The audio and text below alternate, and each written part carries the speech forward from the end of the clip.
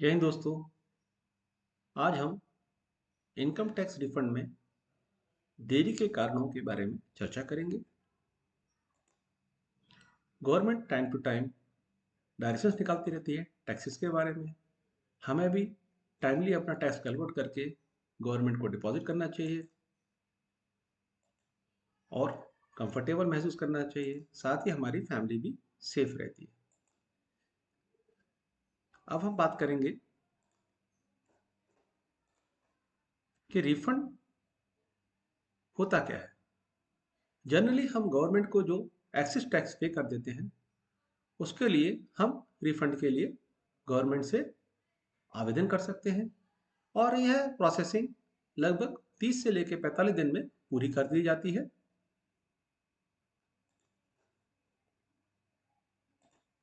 अब हम बात करेंगे रिफंड में देरी के प्रमुख कारणों के बारे में।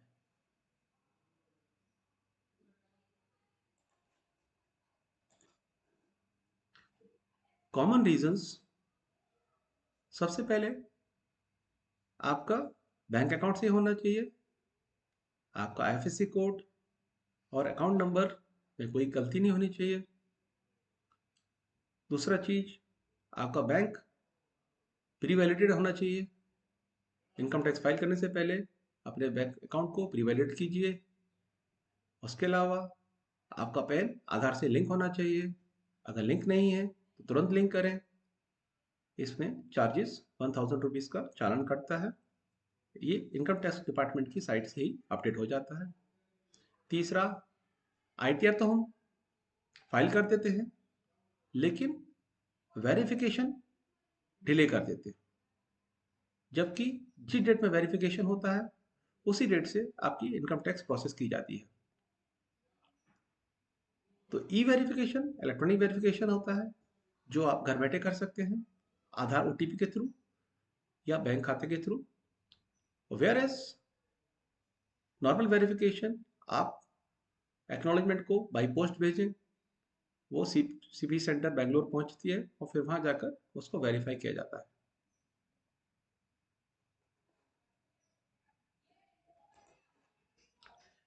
उसके अलावा कुछ केसेस अगर पकड़े जाते हैं तो उन्हें मैनुअल चेक भी करते हैं जो यहाँ से बाई पोस्ट भेजे जाते हैं। वो प्रोसेस में देरी होती है। और आउटस्टैंडिंग डिमांड्स हैं, पिछले किसी ईयर की आपका कुछ पैसा बाकी है जो आपने डिपॉजिट नहीं किया है, तो करंट रिफंड के साथ उसको एडजस्ट कर दिया जाता है और आपको बैलेंस पैसा रिफंड कर दिया जाता है। उसके आपने अगर सही फॉर्म सेलेक्ट नहीं किया है, यानी ITR 1 2 3 4 5 6 7 तक है, अगर आप सैलरीड पर्सन हैं या रिटायर्ड पर्सन हैं लेकिन आप mutual funds, stocks, crypto currency इसमें इन्वेस्ट करते हैं तो आपको ITR 2 फाइल करना पड़ेगा। तो फॉर्म गलत सेलेक्ट करते हैं और यदि आपका फॉर्म 16, 26AS और AIS या TDS डिटेल्स में मिसमैच पाया जाता है तो भी आपका रिफंड स्लो हो जाता है, होल्ड कर दिया जाता है, उस पर ऑब्जर्वेशन रेज हो जाती है। उसके अलावा आपका कम्युनिकेशन एड्रेस या ईमेल एड्रेस इनकम टैक्स की साइट पे अपडेट होना चाहिए क्योंकि वो आपको कांटेक्ट करते हैं टेलीफोनिकली थ्रू और बाई डाक भी आपके घर पे कोई भी रिफंड में डिले हो रहा है तो उसकी जानकारी आपको दी जाती है। कम्युनिकेशन एड्रेस सही होने से क्या होता है, पोस्टमैन के थ्रू आपके पास बाई डाक लेटर भेज दिया जाएगा या फिर आपका ईमेल आईडी पे लेटर भेज दिया जाएगा। कुछ केसेस स्क्रूटनी में आ जाते हैं, उनका रिफंड रुक जाता है। कारण होता है फेक क्लेम्स का, जो कि आजकल रूटीन में चल रहा है। कई लोग झूठे दस्तावेज लगाकर रिफंड पाने की कोशिश करते हैं। आयकर विभाग ऐसे मामलों में एडवांस टेक्नोलॉजी AI के थ्रू केस पकड़ने की कोशिश करता है। डेटा मिसमैच पाए जाने पर ऐसे केसेस पर कार्रवाई करता है। अब हम बात करेंगे how to check refund status. Refund status कैसे चेक करें।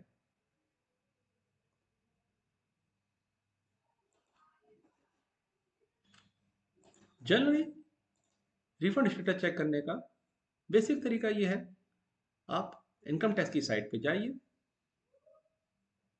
जिसके लिए आपको टाइप करना होगा www.incometax.gov.in। वो टाइप कीजिए। टाइप करके आपको आपका आईडी और पासवर्ड पता होना चाहिए। आईडी आपका पैन कार्ड अपर केस में होता है, pan card number upper case में होता है, और पासवर्ड अगर आपके पास नहीं है तो फॉरगेट पासवर्ड करके आप एक आधार ओटीपी लिंक मोबाइल पर ओटीपी लेकर आप नया पासवर्ड बना सकते हैं। और उसके बाद आईटीआर की साइट पर जाकर व्यू फाइल डिटेल्स, उसमें जाकर फिर रिफंड स्टेटस चेक कर सकते हैं। इसके अलावा एनएसडीएल की वेबसाइट पे जाकर भी आप चेक कर सकते हैं। उसके लिए आपको tin.tin.nsdl.com /voltas/refund status login.html ये टाइप करेंगे तो आपका रिफंड स्टेटस पता चल जाएगा। और इसके समाधान, बेसिक समाधान ये है। सबसे पहला, जैसे ही इनकम टैक्स फाइल कर देते हैं तो आप तुरंत उसको ई वेरीफाई करें ताकि वो प्रोसेसिंग में जा सके। आपके इनकम टैक्स फाइल करने के बाद, वेरिफिकेशन करने के बाद, एक असेसिंग अफसर होता है आपका, वो आपके फॉर्म को स्क्रूटनाइज करता है और फिर वो एआई के थ्रू फिर उसको प्रोसेस में डाला जाता है। आपका बैंक खाता प्री वैलिडेटेड होना चाहिए। इनकम टैक्स फाइल करने से पहले अपना बैंक अकाउंट प्री वैलिडेट करें, कहीं कोई मिसमैच नहीं होना चाहिए उसमें। आपका पैन आधार से लिंक करें, बहुत ही ईजी है। इनकम टैक्स की साइट पे आप जाकर आधार और पैन लिंक करें। अगर उसमें आपके आधार में डेट ऑफ बर्थ या कोई और मिसमैच है तो उसको आप सीसी सेंटर जाकर या आधार सेंटर जाकर उसको अपडेट कराएं। वीकली में अपडेट हो जाता है और उसके बाद आप इसको कर सकते हैं। अगर आपसे इनकम टैक्स फाइल करते टाइम में गलतियां हो गई हैं तो आप रेक्टिफिकेशन रिक्वेस्ट डाल सकते हैं अंडर सेक्शन 154। उसके अलावा रिफंड रीइश्यू रिक्वेस्ट भी आप पोर्टल से दे सकते हैं।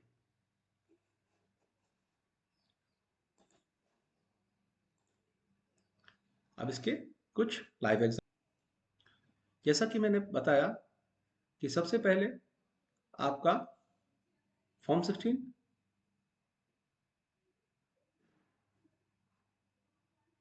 26 एएस और एआईएस ये तीनों मैच करना चाहिए। जैसे इस पर्सन का 26 एएस जो बोल रहा है कि इसकी टोटल सैलरी 9,77,954 है, सेम ही, और टैक्स इसका सेम ही इसका एआईएस में भी दिखा रहा है। इसकी सैलरी 9,77,954 दिखा रहा है, बट इसने डिविडेंड मिला है इसको, और उसके अलावा इसने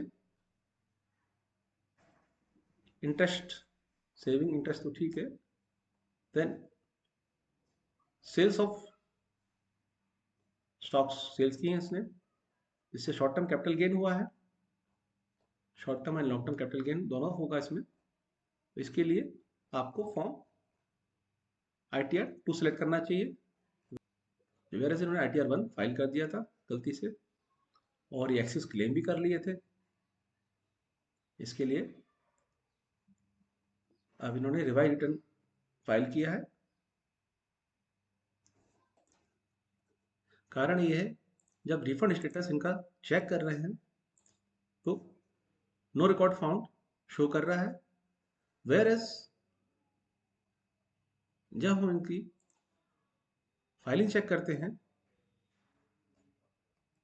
तो पता चलता है कि इन्होंने 31 जुलाई को अपना इनकम टैक्स फाइल कर दिया था, लेकिन आईटीआर 1 सेलेक्ट किया था, वेयर एज इन्होंने म्यूचुअल फंड स्टॉक्स में इन्वेस्टमेंट कर रखा है, तो ये फॉर्म गलत है।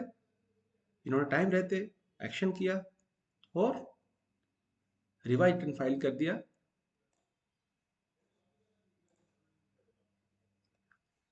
बट 8 अक्टूबर को फाइल किया है। कोई बात नहीं, फॉर्म साइज सही सेलेक्ट हो गया, नहीं तो इस पर ऑब्जर्वेशन आती।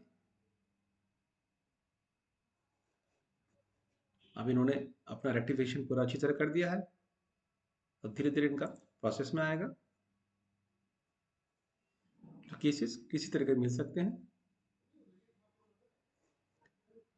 सर्विसेज हमारे को इसमें refund status, tax credit mismatch, rectification request डाल सकते हैं हम। अगर सीपीसी द्वारा ऑर्डर पास किया गया है तो हम रेक्टिफिकेशन रिक्वेस्ट डाल सकते हैं।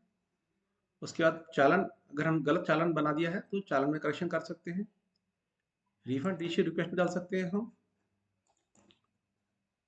सेकंड केस में 8 जुलाई को इन्होंने इनकम टैक्स फाइल किया, बट इनके में ऑब्जर्वेशन आ गई। ऑब्जर्वेशन ये आई है कि इनके ऊपर आउटस्टैंडिंग डिमांड पाई गई है 74,320 रुपीज़ का। डिमांड रेज 3 सितंबर को ही थी और इन्होंने 3 सितंबर को रिस्पॉन्स सबमिट किया, डिसएग्री विद डिमांड किया।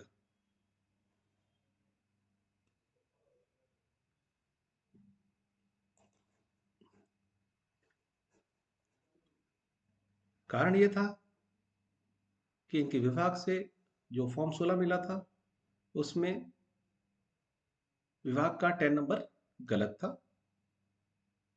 तो डिपार्टमेंट की गलती नहीं, डिपार्टमेंट ने इसी बात पे, इन्होंने जो टैक्स पे कर रखा था ऑलरेडी, उस पर ऑब्जर्वेशन दिया कि टैक्स उन्होंने पे नहीं किया है, तो ये टैक्स पे करें। टाइमली इन्होंने इसको चेक करा, रिवाइज रिटर्न फाइल कर दिया 3 सितंबर को, और 3 सितंबर को ई वेरीफाई भी कर दिया। अभी वेट कर रहे हैं। साथ ही साथ आप चाहे तो ग्रीवियंस भी सबमिट कर सकते हैं। ये ग्रीवियंस का कॉलम है, इसमें आप जाके सबमिट ग्रीवियंस कर सकते हैं। इन्होंने ग्रीवियंस सबमिट कर दिया है। ग्रीवियंस इन्होंने 18 अक्टूबर को 25 को सबमिट किया है, जिसमें इन्होंने प्रॉब्लम बताई है कि आपके यहाँ से डिमांड आई थी 3 सितंबर को, हमने डिसएग्री किया 3 सितंबर को, और रिवाइज इनका एक्नॉलेजमेंट नंबर ये है, और विभाग से जो 10 नंबर था वो 3075 था, जबकि 9075 टाइप होकर मिला था। तो डिमांड डिसएग्री करके मैसेज कर दिया गया, और इस तरह से आप ग्रीवेंस डाल सकते हैं। डालने का तरीका ये है, ये सबमिट ग्रीवेंस में आइए, सबमिट ग्रीवेंस में आइए, सीपीसी आईटीआर सेलेक्ट किया। मान लो आपका प्रोसेसिंग में ही नहीं गया है, तो प्रोसेसिंग सेलेक्ट किया, उसके बाद में अदर रीजंस कंटिन्यू करें, असेसमेंट ये डालें, और ये टाइप कर दें कि मैंने रिटर्न फाइल किया है, उसका एक्नॉलेजमेंट नंबर ये है, और ये वेरीफाई हो गया था बट प्रोसेस में नहीं आया, काइंडली प्रोसेस में डालिए इसको, और कोई ऑब्जर्वेशन है तो बताइए।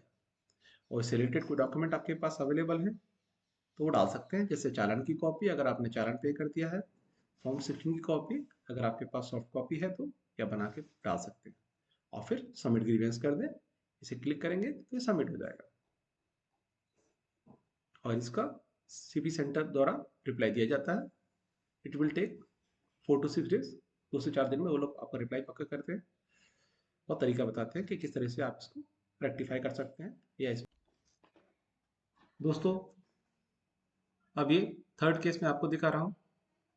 इनका भी इनकम टैक्स 30 अगस्त को फाइल हो गया था, ई वेरीफाई हो गया, बट प्रेजेंट स्टेटस आगे प्रोसेस में नहीं गया है।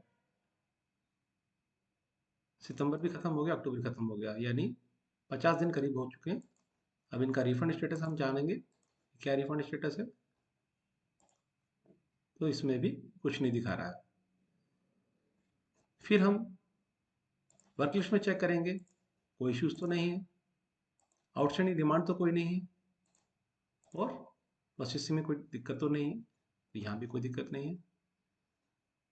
हम चाहे तो सबमिट कर सकते हैं ग्रीवियंस, जो कि इन्होंने भी 18 अक्टूबर को ग्रीवियंस सबमिट कर दिया है कि 30 अगस्त को मैंने फाइल कर दिया था, वेरीफाई कर दिया था, बट मेरा प्रोसेसिंग में नहीं गया, कृपया चेक करें। डिपार्टमेंट से इसका रिप्लाई आएगा, उसका रिप्लाई का वेट कर रहे हैं। उसके अलावा आप ये क्रॉस चेक करेंगे कि इन्होंने कहीं गलती तो नहीं करी, कोई फॉर्म गलत सेलेक्ट तो नहीं किया। जनरली क्या है, ये रिटायर हो चुके हैं, तो इनका फॉर्म 16, ये 26, फॉर्म 16 से 26 एएस, 26 एएस, 26 एएस में पेंशन इनको 13,48,83,205 रुपये मिली है। बैंक में इनका पैसा डिपॉजिट है, उस पर टीडीएस कटा है 437, और इनकी सैलरी भी आई है 4,44,656, जिसपे 22,979 रुपये टैक्स डिडक्ट हुआ है।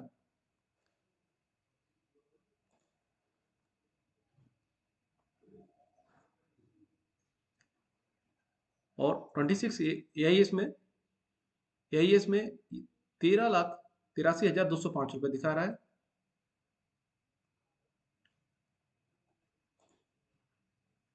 सही है। पीओआर में 4,44,656 दिखा रहा है, ये भी सही है। और इन्होंने एफडीज है, एफडीज के अलावा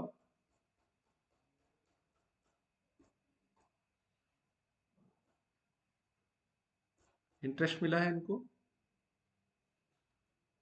तो इन्हें वेट करना होगा। दोस्तों, मेरा ये इन्फॉर्मेटिव वीडियो आपको कैसा लगा? अगर मेरा वीडियो आपको अच्छा लगा तो मेरे चैनल को सब्सक्राइब करें, वीडियो को लाइक करें, और अपने बहुमूल्य सुझाव मुझे ज़रूर दें। थैंक यू, धन्यवाद, जय हिंद।